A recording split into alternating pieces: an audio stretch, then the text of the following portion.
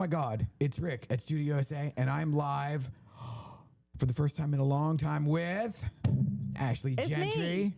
It's me. Oh my God, how are you doing? Oh gosh, No. so far. My dinosaur arms. Yeah, I'm good. I'm happy to be here. Oh my God, you have no idea. Few things will get me fired up the way that the text message from you the other night, where you're like, "Hey, are we doing the thing?" And I'm like, "Good, we're doing the thing." It's been. You got zoomies? Yeah, yeah, I did. I jumped on the couch and I ran around the thing, went up the stairs, and then I I ate it into the closet. Yeah, there you go. Yes, I'm so glad you're back. Thank you. And the middle of June. Middle of June. Yeah, I know. So it's been a month and a half of still unemployable. I don't think either of us have gotten a job. No, I definitely have not gotten a job. So yeah, no, it's crazy, but how perfect is to do a show called Unemployable, and I literally kept on thanking God sitting in the hospital, which is where I've been for the last. It was about a 6-week stint going in there. Just didn't know what was going to happen, and then 6 weeks later we got to go home, but. Just thanking God that I was unemployed. Right. I truly don't know how people are in the hospital tending to their kids, doing all of that kind of stuff. Shout out to Children's Plano. They are absolutely amazing. Their staff is amazing. Actually, my daughter cried when she left because she was going to miss the nurses and how well they took care of her. So, I mean, that's huge. Wow. Yeah, okay. yeah, So for sure. That is not my memory of Children's Hospital. No. No. So, as you may have noticed, I'm not like super tall. No. So I was in Children's often. Oh, when really? I was a kid. Yes. Okay. And let's just put it this way: 1970s Children's Hospital. It's probably not today. Yeah. Okay. Isn't quite as kid friendly. Oh. Ironically, Children's Hospital wasn't kid friendly. That's so rude. Yeah. Yeah, I didn't know they were under the UT Southwestern umbrella. Oh, right on. Okay. So, but I mean, as far as everything else was good, I was, obviously trying to stay engaged as much as I could, but I was locked in and focused on her. And I couldn't imagine doing anything else. I mean, if you had a job and they were not flexible, I'd have to quit. And then the financial pressure of having to do that. I was texting with Tyler Kreis, and he said, this is exactly, congratulations on building a business that has allowed you to be there for your daughter in this time. And I think we don't celebrate that enough, and we don't talk about it enough, because people will still put, the golden handcuffs of being in, a corporate environment and a solid, consistent work environment as the pinnacle. With good benefits. Right, with good benefits. And you're like, oh, those benefits are great, but if you never tap into them. Now, I will tell you this. We had been looking at canceling our health insurance, because you obviously on other podcasts, you know how I feel about the medical industry in general, right? Same. But we kept on. I was like, I just don't know what we're going to do. So I have this Neiman Marcus plan of a private PPO, and it's with this obscure company and everything else. It's always such a pain in the butt to get providers to use, but everything's covered. I mean, it was absolutely amazing. And at one point, I'm sitting there, and there's an app on your phone called My Chart, and it sends you the test results. I mean, the minute the doctor releases them, you get the notification on your phone or a new billing inquiry or whatever. And at one point, it said, your estimated total is $155,000. And you just go, oh, that's fun, right? And I'm just like, that's the sensibility where I'm like, read the room, I'm sitting there in the hospital room. Do you really think you want to send that? And then she's having surgery. So that's what ended up happening is she was sick for several weeks prior to us going in, really didn't know what was going on. She was losing weight, and lo and behold, we got some blood work done at our functional medicine doctor's clinic. And he called the next day and said, you need to get to the hospital, and don't be shocked if they say it's leukemia. Whoa. So, as a parent, going to the hospital under the guise of, does my child have, blood cancer? Yeah. Was pretty out of body experience. And then to find out, and she's open about this and everything else. Won't talk about everything that we're going through, but it's under the inflammatory bowel disease umbrella. So it's called Crohn's disease. Oh, so. My mom has had ulcerative colitis, which is also under that umbrella and has had it for 15 years. But she really took control over her health after breast cancer a few years ago.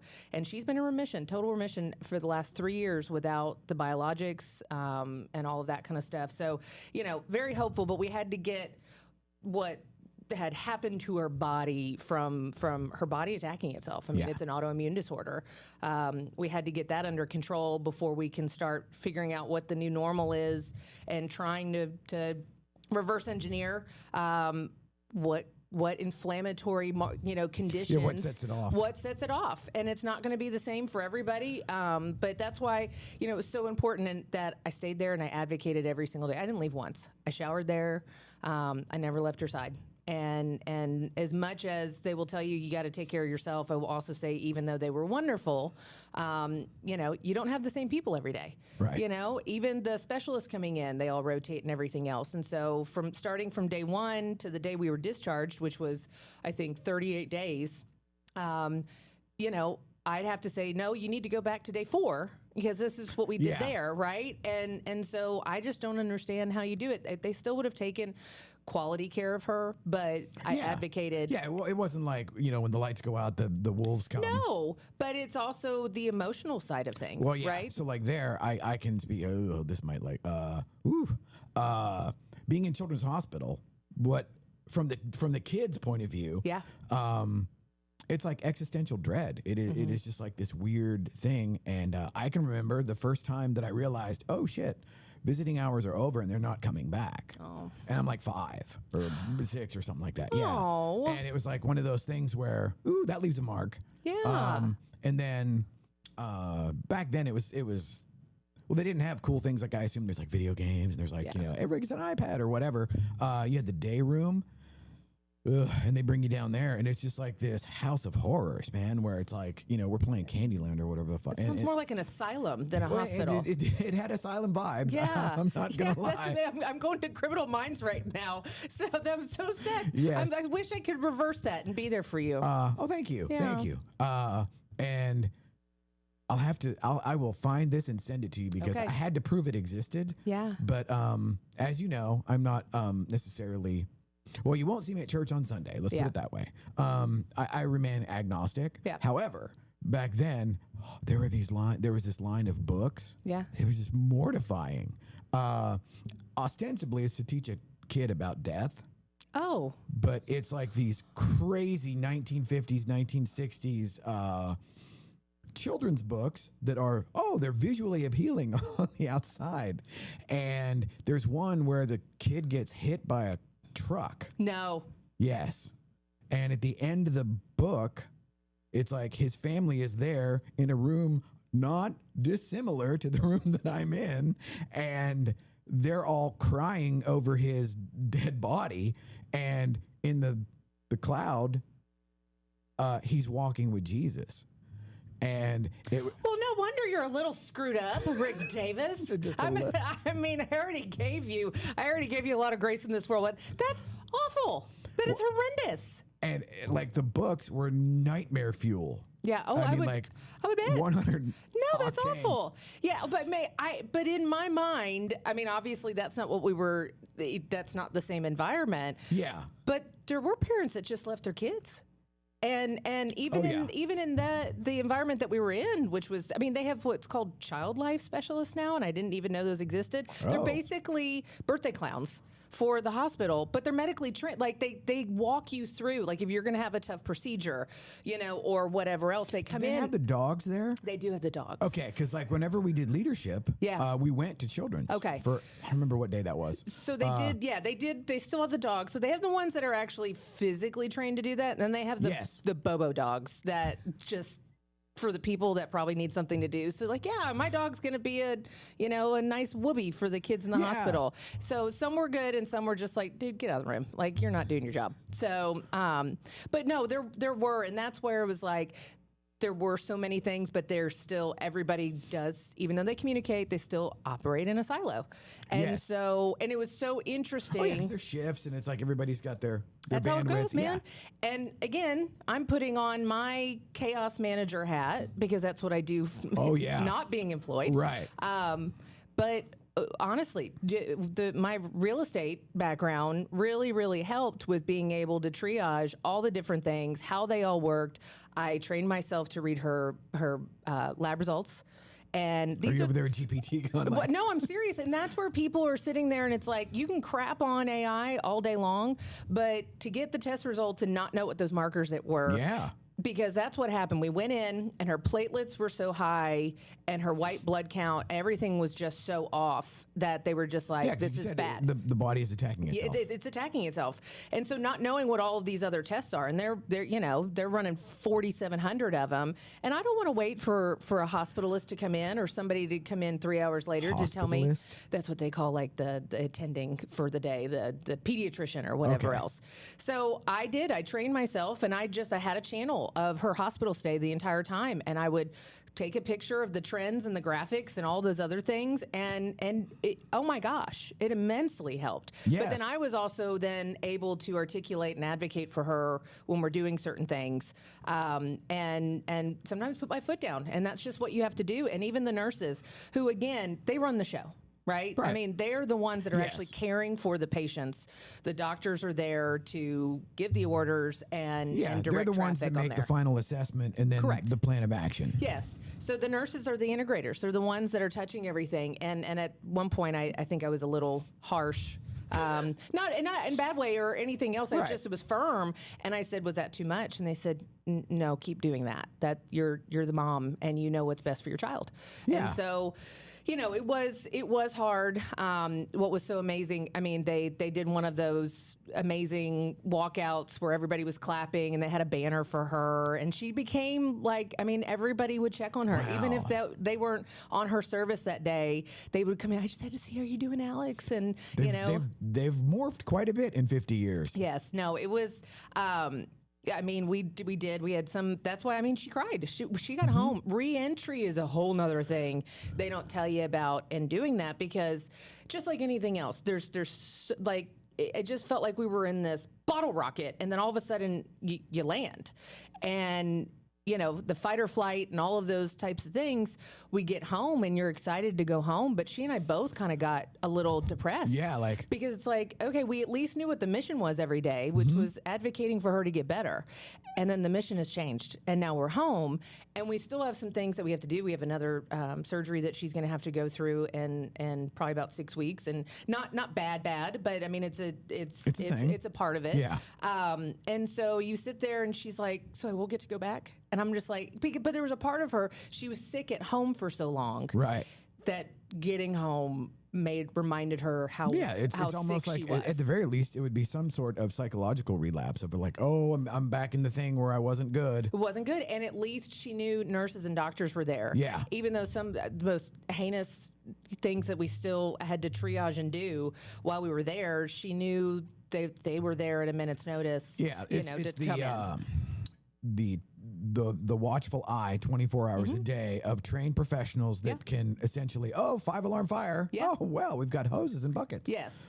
So I had to, explain to her that basically the only thing mommy didn't have access to at this point, because we had to hit that, we've given you all your treatments, right? Like we've given you everything we get. They sent us home with some of the prescriptions and everything else. It was like, the only thing mommy doesn't have are the painkiller pump, which you didn't need because you have bowel. Rick's like, oh, I know. I'll take if she's not using it, I'll right. But you sit there and I said, which wasn't good because you have an inflammatory bowel disorder and that can screw with your bowels. And I don't have the ability to give you hydration. Opiates. Yeah. So, and then. Or so I've heard. Yeah, right? No, you wouldn't know. Or her IV bags if she got dehydrated. And I said, but guess what? I do have access to that because the mobile lady lives the next neighborhood over, which we found 2 days before we went into the hospital because she was so dehydrated. And we were able to get, They definitely didn't have a mobile ID lady in my neighborhood. No, that wasn't going on. So I had to kind of show her that there wasn't anything that mommy wasn't already doing and already didn't know to watch out for. And God forbid something happened. We are 10 minutes from the hospital. But then she said, her room made her sad because she was sick and she had thrown up in her room and like everything else. And so we had her carpets cleaned and stretched and all these other things to make them look brand new. And then, of course, what do I do the next morning? I go to Home Goods and, we were already going to redo her room this year, but I took out her old dresser. I took out her old bedding and I just reboot within, and she loves it. Oh my gosh. She was like, this is beautiful. And so, just having to do those type of things. That's sort of like also a representation of, okay, now everything's new. We figured out what the problem was, got it addressed, and now there's the knock-on effects or the things you'll have to deal with. Of course. But like absolutely rebooting the environment, that's huge. Well, and going back to, our world of the real estate world and everything else, it's what I'm called to do all the time. A seller calls Right. and half the time it's, I want to leave this house because they have locked in memories, right? Yeah. There are things that are emotionally triggering them. I can't tell you how many times I've had a handful of people actually tell me it was my spiritual gift was helping people work through traumatic things in their lives and their homes and kind of leave the scene of the crime. Yeah, but and so I'm like, I don't want to do that anymore because some of them are really intense. Oh my and God, people yes. start packing things up and then that releases all these emotions. And that's just, we're emotional creatures. And sometimes we just put things in a box on a shelf. Unfortunately. I know. But then that box comes down sometimes. Yeah. And you got to deal with it. Sucks. I know. But like I did my little reboot on that last week. I just realized I hate this silverware. The silverware. Yeah, when I'd had the same silverware for 15 years. Oh, wow. You're like, screw that. I I'm can just buy like, myself this new is silverware. bullshit. Yeah. Well, I don't know if but I doubt that I'm the only one that there are so many things like that I absolutely have the control over that I could change at a moment's notice, and I have the wherewithal and the ability, and I don't. And I just, here's another one. The little gimmick on the sink. It has leaked The out faucet? of the Oh no, the stretchy the nozzle, the sprayer the pulls out. It has leaked at that little junction now for years. And have you replaced it? No. Okay. No. But that's the thing. It's like it's like, oh yeah, you could actually. It's like it's not like I'm prevented from doing any of that stuff. No, but I think sometimes it's almost like we punish ourselves or something else, and we don't we don't control the things we can, and then we try to control the things we can't, or obsess over the ones that we can't. Right, and that's every single day. And I think that was what was so not rewarding, but to refocus and recalibrate and realize how many things I will just not tolerate anymore. People's attitudes, certain environments that do not move the needle. Does it make my kid better? Does it give her a more fulfilling life? Does it make my marriage happier? Does it give me financial independence? Okay, if it doesn't fill one of those cups, then you're out. And even on the financial side, it was so interesting because people are like, how's your business during this time? Well, I had my last 2 closings were scheduled for while we were in the hospital. Got those things taken care of. And then it has been a relatively quiet summer for a lot of people. Yeah, for everybody. And that, that was a gift from God to clear my plate on that side. Now, the property management business, Reese was doing double duty. So he was still running all of that. I mean, we still got listings prepping and all this other stuff. I just didn't have the meddlesome like transactions in the background where people are bitching just the and whining. Constant little fires. No, those weren't there, and it was so peaceful for a moment. And I'm so grateful for all the people that checked in and stuff too. That's the other thing. It was amazing to see. I limited myself to 1 text a week. I know. Well, just because I'm that guy where it's like, oh, this is weird. It's hard. I'm that way too. You don't want to feel like you're intruding. Yes. But it's also weird. We're like, oh, I genuinely want to know. Okay, that's new. Yeah. No, and there were just updates all the time. But to see the people that truly cared, and I have a lot more people in my life that I'm grateful for than I had ever any notion, whether it's from my real estate world, whether it's just, from my pickleball friends that have become real friends, right? Like all these people, I walked into so I hadn't played in 7 weeks of pickleball. Isn't that insane? So I walked in and it was Friday. So I stayed home the rest of the week with her, just trying to get her to a place acclimated. where she was good. And people were crying. I was crying. And it was amazing because you don't realize how much community you built in some of these things. And it was it's awesome. And they cared. And it was like, hey, text me next time you want to come. I know it might be hard to even re-enter into playing and doing that kind of stuff. Baby steps. Baby steps. Of course, I played 3 days in a row. I did, but I didn't play yesterday, and I'm not going to play today. But I played over the weekend too. Now here's a funny. Let's make it light. You don't realize. Well, of course, I didn't move. I was gonna say, like, did you pull a hammy? I mean, like, no, my butt was so sore though because pickleball is such a great workout, and you don't realize how much you move. Now it came back in an instant, not moving as fast, right? But all those muscles that were just sitting there in a really unfun recliner, in the hospital, were they taxed? So I was walking a little funny for a couple days, but no, it was worth it. Oh my gosh, worth it. So. But those are the things you do have to still figure out how to take care of yourself, get back into a rhythm, and it will be a challenge. I had a blue day yesterday because I was just like, I don't know what to do with my hands because I'm not going to go back to 42 phone calls in her environment that stress her out. Oh yeah, you know. Well, and especially like when you're in the middle of, let's just some stuff just doesn't go right. Yeah. And folks might not know this, but you have the ability to be volatile, and. Shocker. And that would elevate her stress levels. That was the hardest part, was going through and going, did I cause her environment to be too intense for her little mind and body? Because how many times she would sit there and say, over my dead body, do I want to do what you do? Because all you have to do is deal with people that are whiny and bitchy all day long. Now, I also have to remind her that there's this, it's a lot of fear and it's a lot of stress and it's very expensive, to buy and sell real estate at whatever price point it is. Mm-hmm. This is the largest transaction most people will ever make in their lives. And that is scary. And so, I talked to her about those terms, but there are plenty of unnecessary calls. And I'm just not gonna do that anymore. So if it can be a text or an email, shoot me an email. Mm-hmm. Shoot me a text. No, I'm not going to take 45 minutes of my time right now away from my kid. And we don't have a huge house. We have a single story. It's not like I can, even in my office, she'd be able to hear that. But he just showed me how many times my kid would grab my hand and say, I couldn't do this without you, Mom. And it's actually Mama. I mean, she would say Mama. And I just said, I'm not going to leave your side. And even a couple of doctors towards the end were like, it's okay for Mom to go home. You've got great nurses here and everything else. And then they leave. And I'm like, I'm not leaving Bullshit. you. Yeah, I'm not leaving you.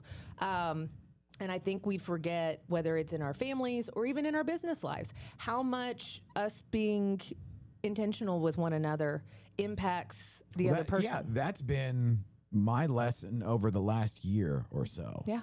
And like yesterday, I did the Wayne's, all day gimmick. Yeah.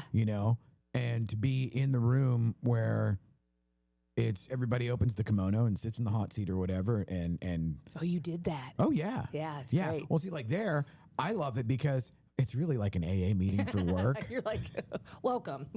Yeah. Yes. Like, let's go. Yes. Like, you have no idea. And I'm like, okay, if there weren't any women in here, we'd really, go deep. Sure. But having said that, and then just the way everything now is coming all the way around the barn with the people. And we're like, one of the reasons why I was so excited when you texted me the other night, because it's like, dude, I'm not going to be on your ass about like, hey, we're going to do a show. We're going to do a show. It was like, okay, I asked that maybe like the first 2 Mondays or whatever, just, man, and I partially, just so Zach doesn't show up or whatever. Yeah. But after that, then it was like, okay, I will limit myself to 1 text message a week just to let you know that, hey, love ya. And then all of the things that kind of, it pays this dividend later that you can't, well, one, you can't predict. Yeah. And the other is it's like you can't force. And so you're either in that lane and going in that direction or you're not. Mm-hmm. And the biggest thing is I didn't know I was. And, because I robot car, everything goes into Claude, the whole 9 yards. So the other day I'm gearing up for the gimmick yesterday. And so I had my Claude project, and it's like everything's in there, everything from the shows, every transcript, everything under the sun. And it's like, hey, tomorrow's E4, what should my question be? Blah, blah, blah, whatever. And it literally came back to say, how do I replicate the relationships I have? And I was like, oh, that was not the question that I thought it would tell me to ask. Yeah. And it gives me goosebumps there because it's like I dumped everything. I literally exported the entire back end out of our system, put all that in there, and it was like, oh, you've not actually shot a photo since July 4th of 2024. And I was like, oh, I didn't know that. And I went on July 4th because I couldn't ask anybody else to go on the 4th of July. And because you have an unhealthy boundary relationship with a client that wants you to shoot a house on July 4th. Debbie from Ebby is adorable. Okay, got it. Yeah, she is absolutely adorable. Okay. And I loved her accent, the whole 9 yards. But like looking at that and then seeing the chart that I had been intentional on some level, clearly, because I was doing it. But then to be like, oh shit, I'm 2 years in and this is happening. And it's kind of like the whole thing where I don't notice any of that stuff until it's retroactive. And like you talking about like, oh yeah, I set up this, that, and the other thing. And then, real crisis hits and it's like, thank God I don't have a fucking job, Seriously, I mean, like that is the funny thing. I mean, I kept on saying, I'm like, oh my gosh, how do you do this? And then how do you celebrate? I mean, because a job is an indentured servitude. Right. So let's humanize this. I was a cube dweller for 10 years. 100%. And it's like, okay, the best you could hope for was you worked at some monolithic corporation like a Citibank where I was, where, okay, you've been here long enough, you've got this, that, and the other thing, and the benefits, and then the FMLA or whatever the letters are that like you can actually apply, and they legally have to let you, if the crisis qualifies, they legally have but to let you. But they're still going to apply pressure on you. Oh my God. They're still going to be like, hey, so you coming back anytime soon? What's going on? How's it going? Yeah, no, but that was even the other part of it. Like this is the one thing that did put me on edge. Like they would have the psychology. Can we have a therapist come in? No, I'm good. Social worker. No, go. I don't need social workers. I don't need any of this crap. Get on my business. I don't need an intervention. I don't need any of this. And some of it because of what's going on in the medical world with kids. Oh my God, yes. Right? Like your hackles, especially the first few days. I'm like, I'm watching everything that is coming out of my mouth because I'm not going to let some quack come in here with a chart and be like, say you caused this or you declined care for your kid. It would indicate here that X. Nope. By the end of it, I had the specialists, the surgeons, the nurses all say, you were the best parent we have seen here in a very long time. And she is in good hands with you. So I won them over, but you still, you get terrified. And even some of them were going, we've all been designed to think in this box, and our bodies are not in this box. I mean, some of the charge nurses talking to my mom about where do you get your teas, right? Like all of these other things, like the homeopathic, make me a protein bar. Yeah, so it was amazing to see all of that progression, but it's insane because you're sitting there and you're going through and you don't realize all of these other layers that are interconnected, and I still to this moment don't know how we got through all of that, and I don't know where I was going with that initially, but I'm just going to change it. Like I was tying it into the fact, like, thank God you didn't have a job. Well, and that's where it was. So the social worker would come in. Now, what is this going to be looking like when she goes home? How is school going to be? Homeschooled. Okay, well, what about this? Not a problem. Check that box. And they were just, do you have a 2-story house? Nope. So it was like, cool. I mean, like every obstacle they thought that she was going to encounter going home. It's like, oh no, sorry, she doesn't go to baby prison. Okay, that's not a problem. But you do think about it, and I say that in jest, but there was another family that was there. The woman's a realtor.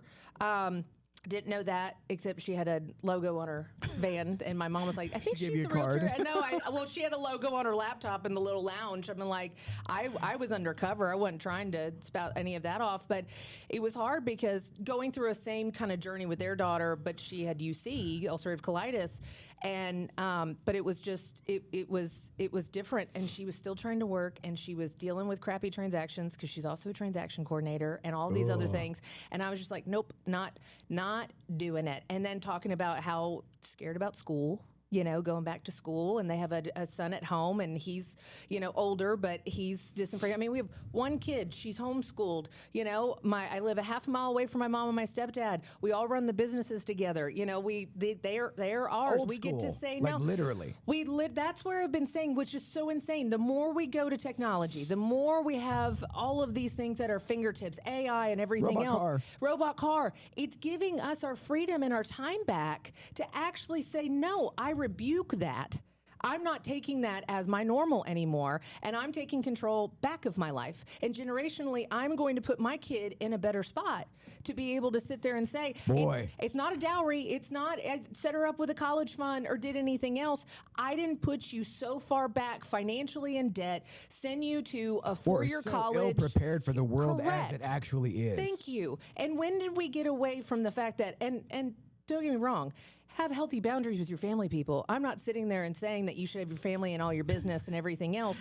But there was a thing where the elders set up the business, the younger ones came into the business, transformed the business. Family business. Then you turn around and you take care of the elders who's teed up the business, right? That set the table. And set the table, and then the ecosystem just takes care of itself, okay? And that's what we need. It's not hard. You just have to choose it. And I am choosing to be intentional in my business. I'm choosing to be intentional with my family and my relationships. You're my family. That's where it is too. I choose Don't you make me squish you on live internet. But that's where it's like I get to choose the people that are in my tribe and in my village, and I saw that.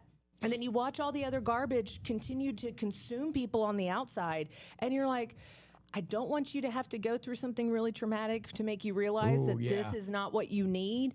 But sometimes people need to get hit in the mouth to recalibrate. Yeah, there is that thing of the existential crisis or the overwhelming shock, like the near-death experience, for just to use that as an example, where it's like, oh, I had this thing where I was sleepwalking through, and then something shook me to the absolute core, and now I don't care about half of that shit anymore, Nope. And man, well done. I know. And so here we are. I never thought I would be monitoring my pickleball playing, right? Because that's important too. I mean, I was taking time away from her. I'm still going to do it, but I'm going to be intentional when I go and play pickleball. My business, you already knew this was the year of no. You were on the same page as far as that. If that partner or that potential client did not work within the model that I've turned down probably $4 million worth of listings this year. And I'm doing the same thing where I'm in the dip of the pivot. Where you were saying earlier, like it's been a quiet. Yeah, it's been a quiet year for everybody. And what that really means is most of the individual agents are down 50% year over year. And so when I was in the retail model of, okay, every agent we meet, oh, we would love to shoot for you, whatever. Okay, well then that entire corpus is down year over year. And the ones that are down over, it's human nature. They're going to get fiscally freaked out. Yeah. And it's like, and so in pivoting out of that into the more channel-based model, which is working, but it's like, oh my God, the pivot and the weird, just the mental chaos that goes through is challenging. It's challenging, but it's rewarding because what you've realized is that you've built things that you can scale upon. So even though this isn't thriving in the same way because the world has changed, I've built these 3 other things that are, and so now I can feed this more. The property and asset management company is doing beautifully. I never had to worry one day. Reese would text me, just made $4,000 today. Good job, baby. Right? I mean, so the leasing, he's a leasing machine. He does all his own leasing and rentals because it's faster and it helps get quality tenants and it creates the relationships with the tenants, which helps the owners. Everybody's happy, but he's making quick bucks and he's like, I don't want you to worry about it. And that's awesome. We had the fortitude to build that 4 years ago, right? And today to go, don't have to worry about paying the mortgage when your child's in the hospital. Don't have to worry about all these other things. Thank God we didn't cancel our insurance and go to catastrophic. Is there anything better than like using the insurance? I'm like, oh my gosh. And then I'm looking at my husband. What can we get done for you that we've been putting off? Like, right? Procedurally or something there a menu? else. Yeah. Well, because we've met the deductible 4 times over. Yes. But it's all of those things because we built an intentional life. And sometimes year over year, it doesn't look like that, but it's because you're living the same year you're 10 years, if you have not made exponential progress, it's because you're living the same year, the same year over and over again, and you've made no incremental progress. The one thing I can say that I've experienced is like now in the pivot. So all of that came to light for me because I threw all of the stuff into the robot, into Claude, to prep for yesterday. Yeah. And it was like, oh shit. I kept having this sort of nebulous impending doom feeling like, oh my God, I'm going to have to pivot. I'm going to have to do this. I'm going to have to do that. Well, then I pull all the stuff, throw it in, and it's like, oh, I've actually been doing that for the last 2 years. It's already working over here. I just didn't look. Yeah. And it was like, oh, wow. So I came out of it where like, oh, okay, this is the part at the pivot where you realize I've been doing the thing. Yeah, I've been doing the thing. Oh, I already did it. Yes. Yeah, I know. It's exciting. And like that was as energizing as the prospect prior to that knowledge was defeating. Yeah. You know, or discouraging. Sure. You know, and now I'm so obtuse and unemployable that I will not going to go get, I don't think I could. But it's very, because that's one of the things, you know, I'll say this to kind of wrap it up, is like one of the things about being unemployable was I just kept going in all and never really charting anything, you know, because I associated like, oh my God, they want a spreadsheet with business a job. plan. Yeah, exactly. Yeah. Just all of the metrics. All of the formal bullshit. Yeah, no, I don't do that. Yeah. And then it turns out like, oh, every once in a while, it's not a bad idea to do a health and wellness check on your business. Do it for yourself. Do it for yourself. You know? No. But I had so many negative connotations and attachments to it because it was part of being employed. Yeah. You know, where everything was a spreadsheet. No. How many calls you make? What's your call time? What what's your duration? What's your conversion rate? Well, and that's what goes back to this, and that's when we'll land because there's Paul. But the more we get entrenched with robots and technology, the more the relationships matter than ever before, and the intentional relationships are what are going to win out. And you, my friend, have done that, and so have I. And I'm so glad to be unemployed with you. Yes. Till next time. Yes. Okay. Bye. We'll see you later.